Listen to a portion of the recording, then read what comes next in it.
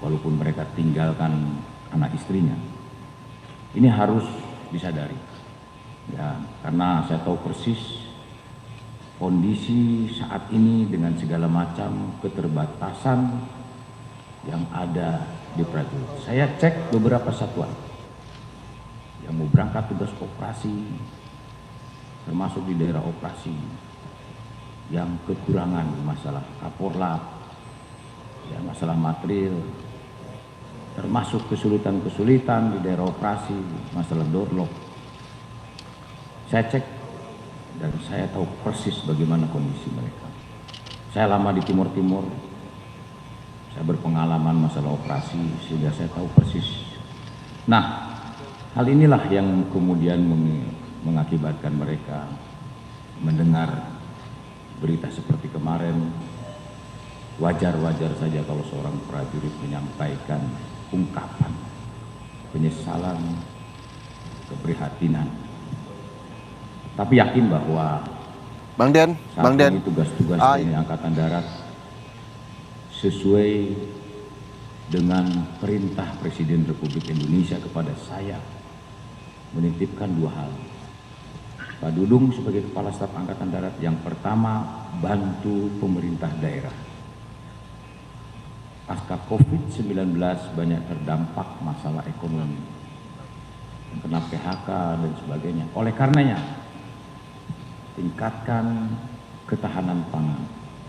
Lahan-lahan tidur yang ada di wilayah TNI Angkatan Darat, yang punya TNI Angkatan Darat, bisa dimanfaatkan dan hasilnya untuk masyarakat. Kemudian di beberapa daerah kita melakukan program air bersih, atau lebih terkenal lagi manunggal air. Di beberapa daerah sudah hampir 700 titik, khususnya di wilayah NTT. Sampai ada gubernur menyampaikan di Nusa Tenggara Timur Selatan, menyampaikan selama dunia ini ada, belum pernah ada air sampai ke atas. Yang selama ini panen hanya tahun satu kali, itu pun di pekarangan. Sekarang sudah ratusan hektar air itu bisa mengalir dan 3 kali panen dalam setahun. Dan itu hasilnya untuk rakyat. Begitu juga program stunting.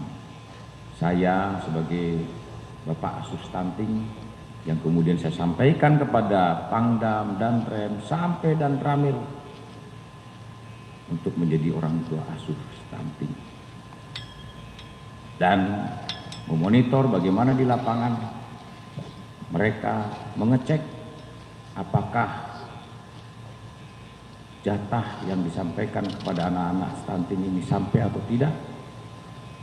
Bahkan kita memberikan tambahan-tambahan dengan upaya-upaya kita.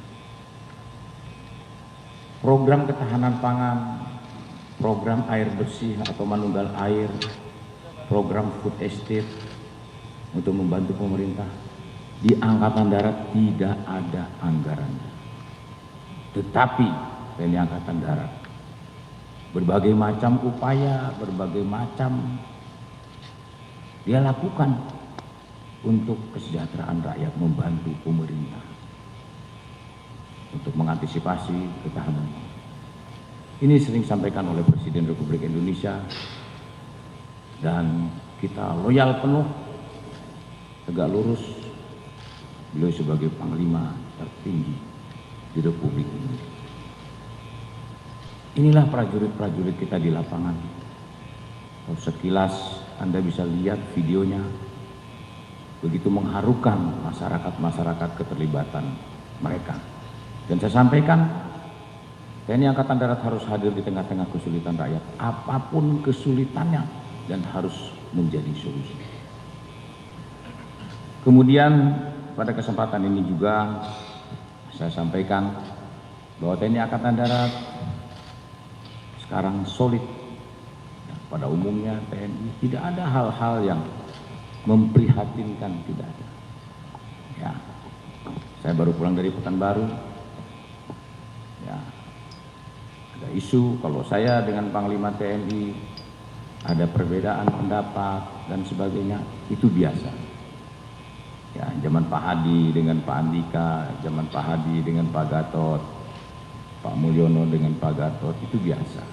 Tetapi pada umumnya saya kemarin melaksanakan tugas-tugas itu juga perintah-perintah dari Panglima TNI. Karena kita menyiapkan pasukan, mendidik pasukan, melatih pasukan, setelah itu digunakan oleh Panglima TNI di Papua. Ya. Jadi tidak benar kalau ada hal-hal terjadi gesekan dan sebagainya. Itu saja mungkin yang perlu saya sampaikan kepada rekan-rekan media, dan kami mohon dukungannya, dan tentunya yang saya sampaikan tadi bahwa permintaan maaf Pak Effendi, dekan lapang dada TNI Angkatan Darat menerimanya, dan saya sampaikan kepada sejajaran agar menghentikan untuk kegiatan-kegiatan menyampaikan secara perorangan dan sebagainya. Sudah cukup. Beliau sudah minta maaf. Ya, kita harus lebih dewasa. Kita harus lebih legowo. Ya, kita sudah terbiasa menghadapi tantangan-tantangan yang sulit sekali punya waktu. Kalau hanya berita-berita seperti itu, kecil bagi kami untuk menghadapinya. Ya, hadis Nabi mengatakan, Nabi Muhammad mengatakan, orang yang tidak berani mengambil risiko adalah orang-orang yang merugi. TNI Angkatan Darat di lapangan sudah terbiasa menghadapi risiko-risiko itu. Jadi kalau menghadapi yang begini-begini, biasa-biasa saja, nggak usah dibesar-besarkan. Terima kasih. Wassalamualaikum warahmatullahi wabarakatuh. Ada yang ditanyakan? Silakan. Siang Pak, saya Cindy dari Kompas TV. Pak Dudung izin mau tanyakan, kan ada usul dari salah satu pimpinan MKD mau ketemu juga dengan Pak Dudung, mau ngobrol. Itu apakah sudah ada rencana? Kemudian juga Pak Effendi kemarin kan bilang mau ketemu juga langsung sama Pak Dudung. Itu akan dilakukan atau nanti sekalian tanggal 26 Pak? Terima kasih. Wah, saya kapan saja mau ketemu boleh aja. Pak Effendi mau datang juga silakan. Kita nggak ada masalah. Mau dipanggil MKD juga saya nggak ada masalah datang. Kapan? Cuma belum ada panggilannya tuh. Belum ada. Kalau Pak Effendi mau ke sini silakan. Saya kenal baik sama Pak Effendi, itu kan temannya mertua saya itu. Temen deket banget sama saya. Oke, yang lain. Jenderal, selamat siang. Saya Abraham Silaban dari iNews di sebelah kanan Jenderal. Saya tahu segala sesuatunya sekarang sudah mulai dingin Jenderal, dan saya tahu juga kalau Jenderal Dudung ini adalah pecinta lagu Batak, saya Anju Maal, gitu ya. Jadi artinya itu kan segala sesuatunya bisa dibicarakan baik-baik. Kemarin yang disampaikan oleh Pak Effendi Simbolon sudah kontak katanya dengan Panglima dan sudah direspon dan sudah bertemu, dan malah yang dengan Jenderal katanya belum ada balasan dan pasti akan bertemu gitu. Jadi kita ingin pastikan Jenderal bahwa segala suatu hal yang dibicarakan baik-baik itu kapan dilakukan, dan akankah mungkin lebih mendinginkan suasana demi soliditas TNI dan negeri.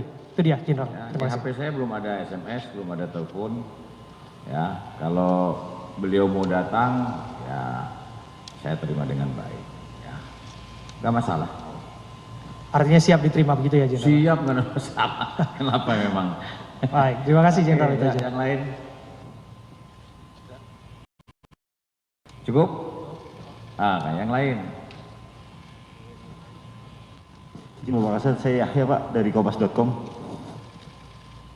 Ini mau nanya ini Pak terkait dengan polemik ini dengan Pak Effendi. Selama polemik ini mengemuka, koordinasi seperti apa yang sudah dilakukan oleh Bapak Kasat dengan Bapak Panglima itu? Koordinasi seperti apa? Ya, koordinasi kita SMS-an dengan beliau agar diredam anggota. Oh siap, saya sampaikan demikian. Agar anggota tidak liar, demikian untuk menanggapi hal-hal yang terlalu, ya istilahnya jangan ditanggapi berlebihan. Kita masih komunikasi, nggak ada masalah. Nah, nanti dalam waktu dekat saya akan menghadap Panglima. Yang lain? Cukup? Izin, Bapak, saya Sahrul dari Jawa Pos. Menegaskan Bapak tadi kan Bapak sudah sampaikan bahwa setelah Pak Effendi menyampaikan permohonan maaf, itu sudah disampaikan kepada semua prajurit di Angkatan Darat untuk menghentikan protes-protes yang kemarin sempat disampaikan, kekecewaan mereka diungkapkan lewat media sosial, media massa dan sebagainya.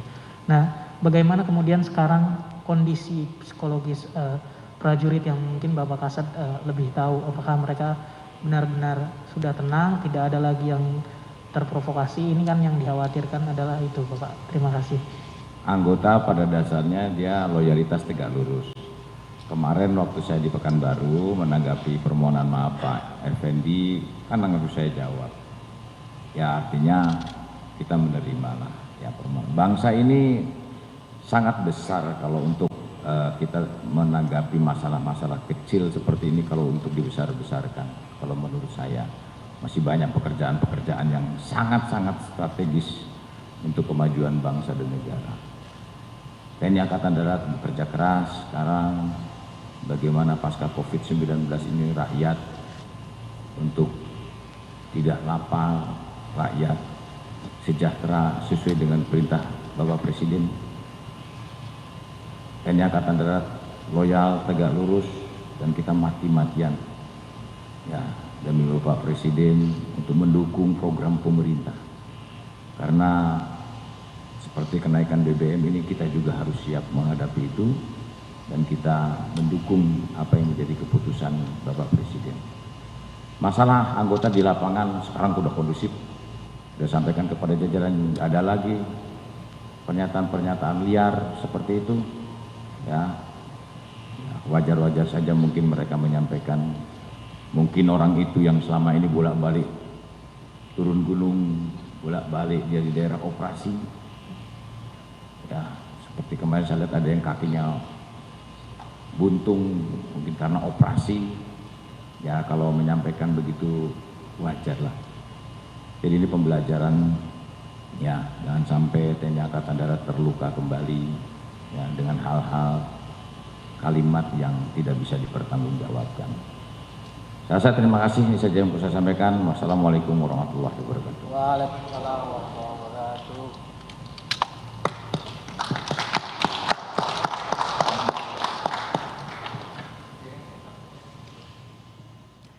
Ya, itu dia tanggapan dari Dudung Abdurrahman, Kepala Staf TNI Angkatan Darat di Mabes TNI AD Jakarta, yang menanggapi permintaan maaf dari Effendi Simbolon, di mana kita ketahui bahwa pernyataan Effendi Simbolon yang menyebut TNI sebagai gerombolan terlontar saat Komisi 1 DPR menggelar rapat bersama dengan Panglima TNI pada 5 September 2022. Di mana saat itu Jenderal Dudung Abdurrahman sempat disebut dan dipertanyakan oleh Effendi Simbolon karena tidak hadir dalam rapat. Walau demikian, atas ketidakhadiran Jenderal Dudung Abdurrahman, Effendi Simbolon menyatakan telah terjadi disharmonisasi di internal TNI. Permintaan maaf pun telah dilontarkan, disampaikan Effendi Simbolon kepada Kasat Jenderal Dudung Abdurrahman, dan tadi Jenderal Dudung Abdurrahman siap jika Effendi Simbolon ingin bertemu langsung dengan beliau. Tadi Kasat Dudung Abdurrahman juga menyampaikan bahwa pemaparan program-program TNI AD ke depannya juga telah diagendakan. Dan saudara, anggota DPR fraksi PD Perjuangan Effendi Simbolon ini meminta maaf kepada TNI atas ucapannya dalam rapat dengan Panglima TNI pekan lalu. Pakar Pertahanan Koni Rahakundini menduga pernyataan kemarahan sejumlah anggota TNI Angkatan Darat adalah atas perintah atasan. TNI dengan DPR itu dengan Komisi 1 adalah mitra. Ya, namanya mitra itu harus bekerja sama, tidak saling menjatuhkan. Kalau kita lihat statement itu kan seolah-olah menjatuhkan TNI, mendiskreditkan TNI, mengatakan seperti ormas, kemudian seperti gerombolan. Ini sangat tidak berdasar dan tidak beretika. Kita lihat pada saat itu bagaimana Panglima TNI dicecar dengan pertanyaan-pertanyaan yang tidak pada tempatnya. Effendi Simbolon, kalau kau saja masih dan sering merepotkan TNI Angkatan Darat untuk kepentingan pribadimu bila kemana-mana di wilayah Indonesia, tidak usah berlagak melebihi pimpinan TNI. Ingat itu Effendi Simbolon. Kepada prajurit jajaran Korem 043 Garuda Hitam, saya perintahkan jangan pernah terprovokasi dengan ucapan-ucapan manusia seperti Effendi Simbolon. Ini adalah sebagian kemarahan anggota TNI Angkatan Darat yang tersebar luas di media sosial. Mereka menanggapi pernyataan anggota DPR Effendi Simbolon dalam rapat dengan Panglima TNI Jenderal Andika Perkasa pada pekan lalu. Effendi sempat menyebut TNI sebagai gerombolan dan ormas. Saat itu Effendi tengah bertanya soal ketidakharmonisan di organisasi TNI. Sini untuk mendapatkan penjelasan dari Panglima TNI, dari Kepala Staf Angkatan Darat, bukan dari Wakasat.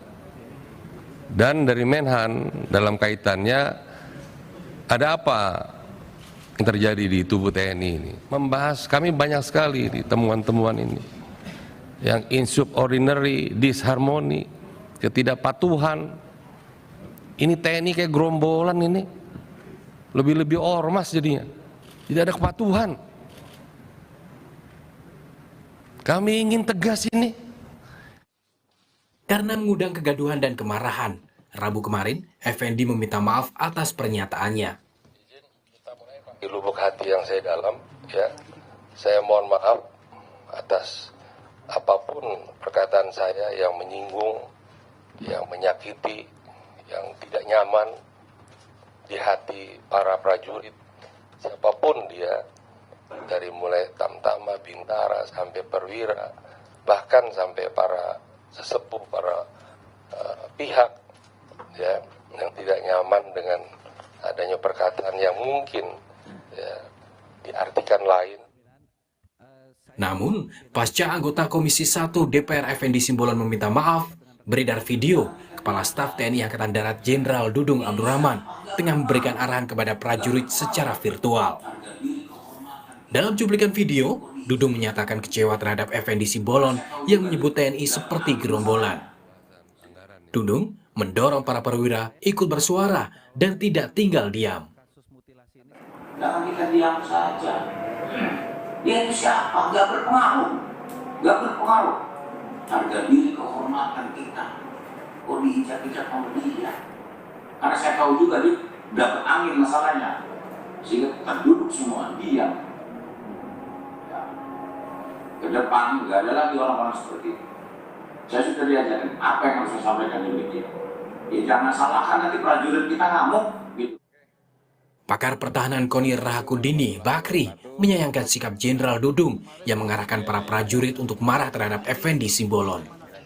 Sampai tadi malam ya, sampai masih melihat bahwa ini kayaknya ada tidak diperintah untuk melakukan rekaman-rekaman seperti ini ataupun itu. Nah, tahu-tahu kan hari ini kita melihat sendiri bagaimana rekaman itu keluar.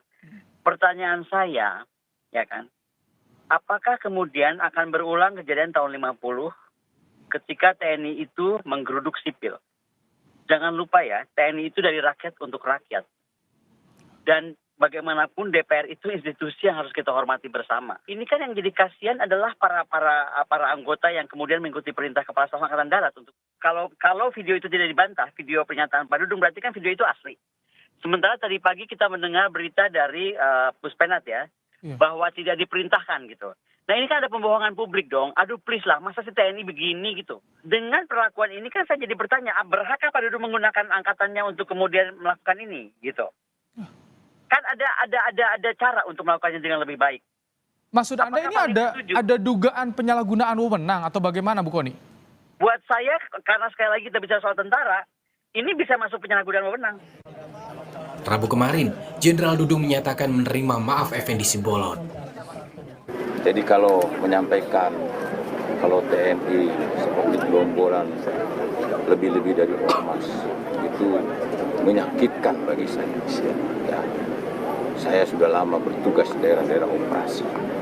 Ya, kalau tidak tahu, tidak paham tentang fakta, bukti yang sebenarnya, jangan asal bicara. Ya, jangan asal bicara. Nah itu menyakitkan oleh seluruh prajurit. Dan saya tekankan kepada seluruh prajurit, ya, saya lihat di media sosial banyak yang menyampaikan kemarahannya. Saya minta hentikan, cukup Beliau pun hari ini sudah minta maaf, dan TNI Angkatan Darat, TNI pada umumnya tetap solid. Permintaan maaf sudah diucapkan dan Panglima TNI juga sudah bertemu dengan Effendi Simbolon. Tim Liputan, Kompas TV.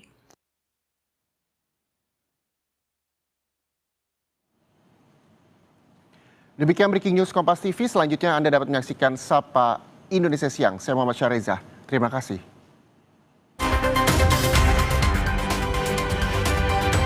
Ini kalau menurut saya efek dari COVID ini 2 tahun lebih kan banyak yang di rumah, banyak yang ini yang nggak terkontrol nih. Makanya kita harus mulai bangun lagi dengan latihan lagi sekarang. Itu kemarin juga memang banyak latihan yang kena dipotong itu keuangannya itu refocusing, ya kan, dianggap tidak dilakukan latihan. Akhirnya ya gitu, banyak menganggur, celinguk, ide-ide nggak jelas gitu.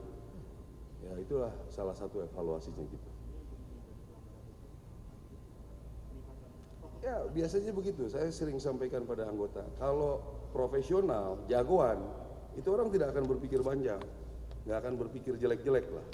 Ya, saya ngambil contoh-contoh, saya sampaikan, hampir jarang nih yang berkelahi rame-rame ini ban hitam. Ya, dulu juara jarang. Ini juga kalau udah ban hitam ngeliat lawannya kecil kita ngapain gitu loh. Males lah, didorong aja jatuh. Ya kan, yang kayak gitu. Ya kan, orang juga ngeliat saya tangannya begini kan males juga kan gitu. Jadi hal-hal seperti itulah kita ada evaluasi. Ya, udah. Aduh. Oh ini kan sudah diambil oleh bukan diambil, jadi supaya lebih tersosialisasi seluruh Indonesia itu jadi program Angkatan Darat.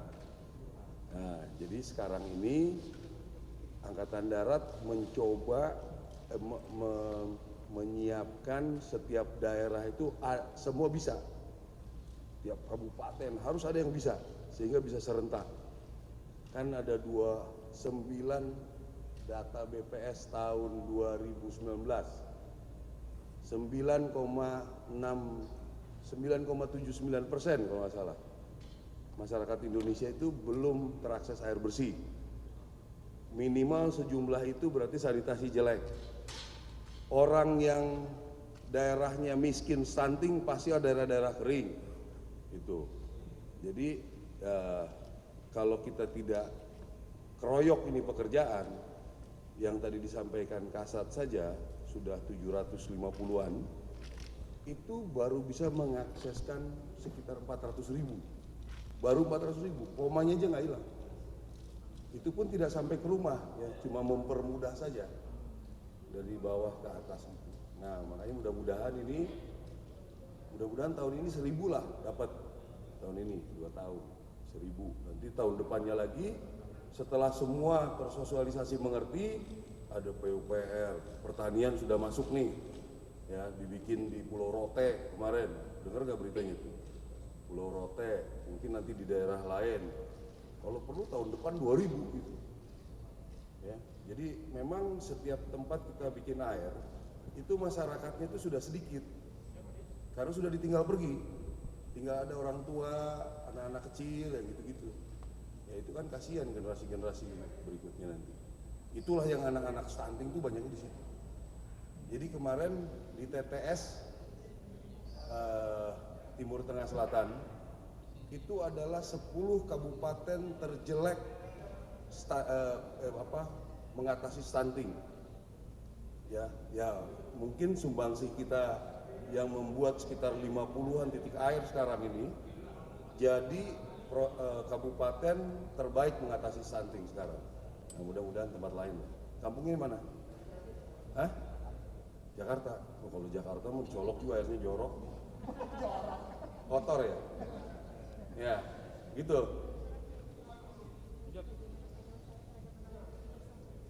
Oh, kalau itu jelas hukum lah, totali hukum sudah, ya, udah kriminal itu, ya.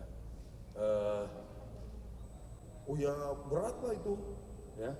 Satu yang mungkin meringankan bisa jadi argu dia. Jadi awalnya itu yang saya dapat informasi sementara, dia mendapatkan informasi bahwa ada KKB mencari senjata. Itu KKB. Masalah nanti akhirnya sampai dibunuh dan dimutilasi, inilah yang nanti jadi memberatkan dia. Tapi coba bisa dicek itu. Jadi awalnya itu justru dapat informasi dari kepolisian bahwa ada orang mau membeli senjata, orang hutan. Gitu. Nah inilah mereka berkreasi sendiri, itulah yang mungkin nanti akan diungkap oleh pengadilan. Gitu. Ya jadi kita juga nggak bisa terlalu bertanya. Nanti kalau kita tanya ke penyidiknya, kamu orang lagi nanya-nanya, ditanya-tanya lagi katanya. Gitu, berarti nggak maksudnya? Ya saya lihat gambaran luasnya aja. Beda, kalau pelanggaran HAM itu menggunakan kekuatan institusi, itu pelanggaran HAM. Kalau ini kan kriminal, kejahatan, menurut saya itu kriminal, beda. Tidak memakai apa namanya rantai komando, tidak mempergunakan senjata punya negara, gitu loh. Ya, kalau ini kriminal saja sudah hitungannya. Ya, jadi panjang tuh udah pada pulang. Ya, udah tinggal. Saya nggak kebagian makan loh. Iya.